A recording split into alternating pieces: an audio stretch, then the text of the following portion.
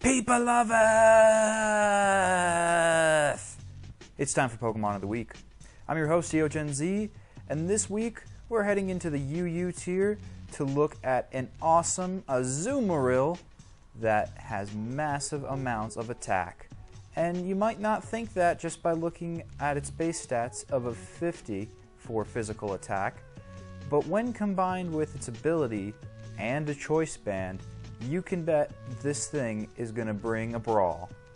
Now, there's an option that can be alternate for its ability, and it's a hard choice to make. It comes down to Sap Sipper and Huge Power, and what Sap Sipper does is it will increase your physical attack, much like Huge Power. However, Huge Power, no matter what's on the field, as soon as Azumarill comes out, its power is automatically doubled. Its attack automatically doubled.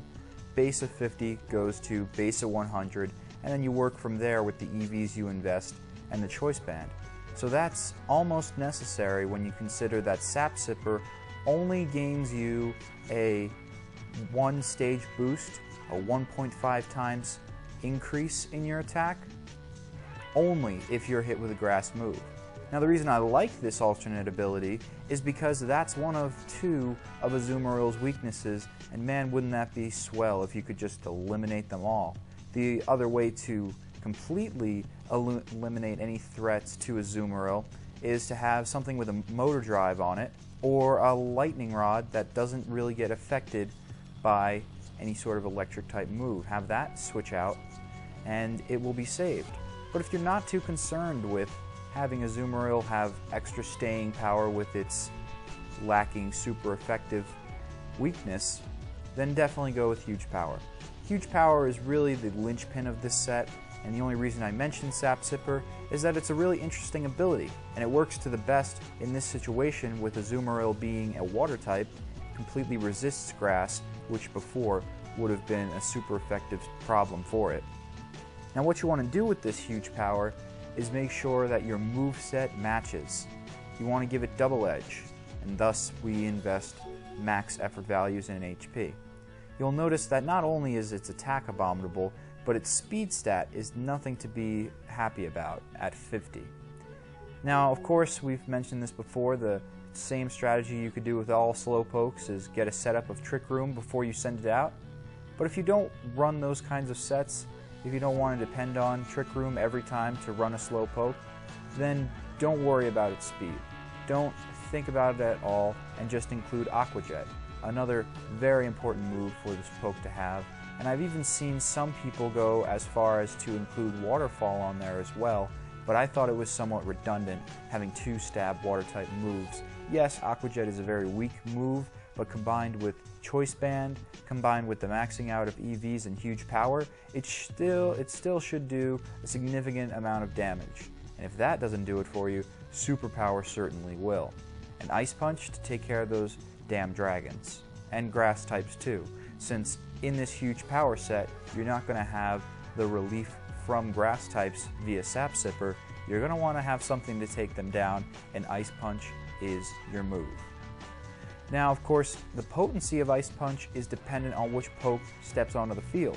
If you're facing a Venusaur, I think you're going to have a good chance of outspeeding it, just by the minimum investment of 4 EVs into speed, just to outspeed the base Slowpokes that have no investment in speed on your opponent's side of the field. But if that is too much of a problem, worrying about risking Azumarill because Ice Punch can't set up quick enough, then switch it out. But if you don't want to waste hit points, if you don't want to take away from what choice band combo you have, you don't want to whittle away your life every time you do a move via double edge, Return is also an option, being possibly maxed out at 102 base, but double edge is 120, but recoil. So a slight decrease in power. It's the same type of move, so you're not getting any different types of super effectiveness on pokes. And it's just an option for you if you don't want to expend the extra HP. And of course, in this set, you could also see the potential to set up a sub-focus punch set as well. It's just a mixing of the move sets. That's why I didn't mention it as a separate set in itself. but it's simple. You get out onto the field, onto a point where you're going to force your opponent to switch, maybe throw Azumarill out there during a fire type onslaught. This way you can absorb the move easily, and then you can retaliate with your own substitute as they switch and set up your focus punch sweep. Now another ability, speaking of fire resistance and also ice in this case, another ability that Azumarill has the potential of knowing is Thick Fat. Thick Fat is more for a defensive set, and unfortunately it's somewhat of a waste on this poke.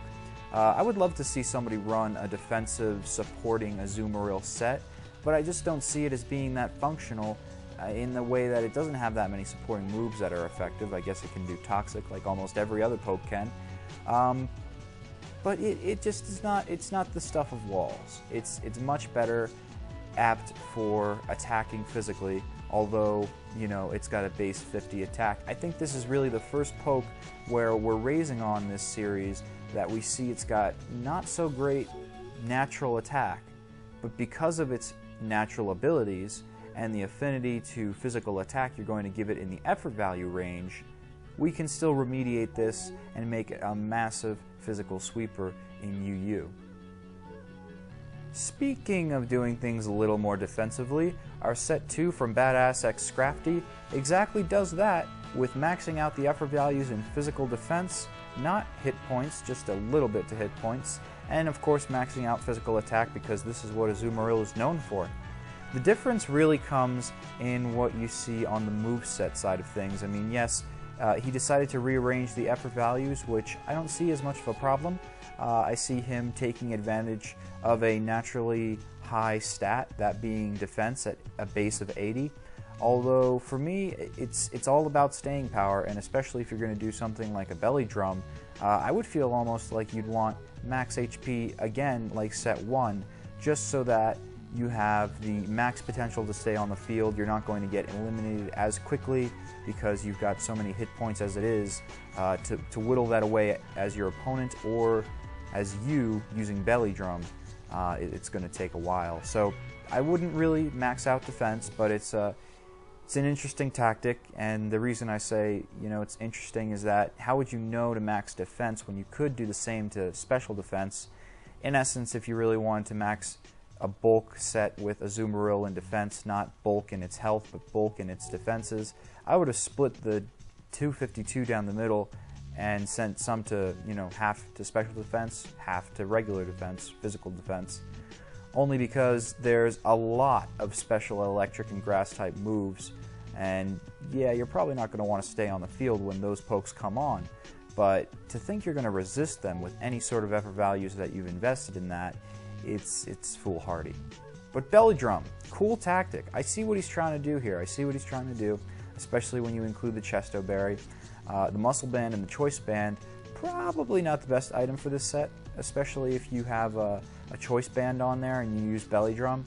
You don't want to keep using belly drum because what that move does is takes away 50% of your health but maxes out your attack. So just one setup move makes the max of all possible setups for Azumarill's physical offense, and that's fantastic. If and only if, you can properly rest the next turn. So this is another situation, sort of like the sub Focus Punch set, where you have to do some prediction and you have to know when to send Azumarill out so you could properly set your attack boosting with belly drum. And by doing this, by coming across a water type or a ground type, something that's going to be super effectively weakened by whatever water type move Azumarill launches, the idea is to scare your opponent into switching. This way you can get a free belly drum, and then when they come back onto the field, it's time to rest it up.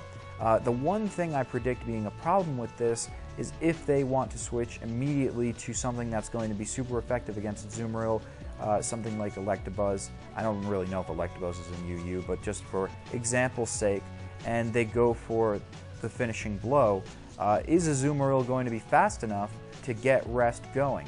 This set, I would almost say, definitely depends on a Trick Room setup beforehand, and that can be a little bit tricky, not just in the name Trick Room, but the actual doing it is a tricky situation when you're combining prediction with also setting up a field status, if you will, making it so slower pokes go first. So that's the only thing I could really see this set running into, is the issue of just not being quick enough to pull off that rest. But if you can, and then you've got Chestoberry attached, damn, your attack's going to be good. Although I'd like to run some damage calculations. I really would like to take the time to do this, or maybe ask that of you, the viewers, in the comment section today. Tell me, is a choice-banded Azumarill with huge power any different than a non-choice banded Azumarill with huge power, but with max attack? You know, I really wonder if it's going to be that big of a difference. I would think that the maxing of attack is going to be more meaningful than a choice item, although it's hard to tell. It's hard to tell unless you run the damage calc. And same thing with the additional moves here. You know, double edge if you want not as much health, of course, in this set to do it with. Return if you don't want to take recoil, and waterfall for a stronger stab move that could possibly flinch your foes. Alright everyone, I have been deogenz, thanking you for watching this series. I'm really digging all the feedback I'm getting, and I want to keep it going. I really have forgotten in recent episodes to remind all of you that I am taking viewer sets. You can now be a part of this series and get a free shout out by me, and we will discuss what poke you have come up with and whether or not it is really favorable for metagame. And the way that you do that is by going to youtube.com/deogenz, and you just message me. You send me a PM with the title of next week's poke of the week, and I will put it on the next episode. So it's an awesome way for you to contribute and be more of a family, be more of a community here on Planet Poke, on Pokemon. Yes, all about Pokemon. We're all professors of pokes. I learn a lot from you guys, so I appreciate anytime you submit sets or comments, so keep those coming. And as far as the content goes on this channel, you can assume it's going to keep going too. It's going to keep chugging along, although I just made a video, just released today, about how Nintendo is feeling the need to take everybody's money who is doing any sort of Nintendo-based content, like, oh, I don't know, Pokemon. Yeah, apparently Nintendo wants to gain AdSense revenue off of creators like Chugga and Giancarlo Paramango 11 and Planet Poke presumably too. I don't think we have a pass. And I made a video sharing my thoughts about that. And again, I'd love to hear your feedback as well, because it's a serious issue. It's kind of like taking the food out of somebody's mouth after they've really built up a large fan base based on Nintendo games. I seriously wonder, when Nintendo finalizes all this AdSense stealing, what is people like Chugga Conroy going to do? They mainly do Nintendo. What are people like, seriously, Giancarlo Paramango 11, who only does Pokemon? What's he going to do? Is he going to change his complete style just so he can keep a roof over his house, food in his belly? I don't know. It's just something to consider, and if you want to see that, click on the video here. If not, then check out some other awesome, diverse dimensions of deogenz, like my effort value training guide. So keep that in mind. Nintendo's coming for all our monies.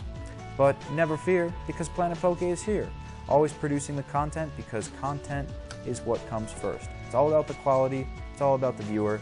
So subscribe, and I will see you next week.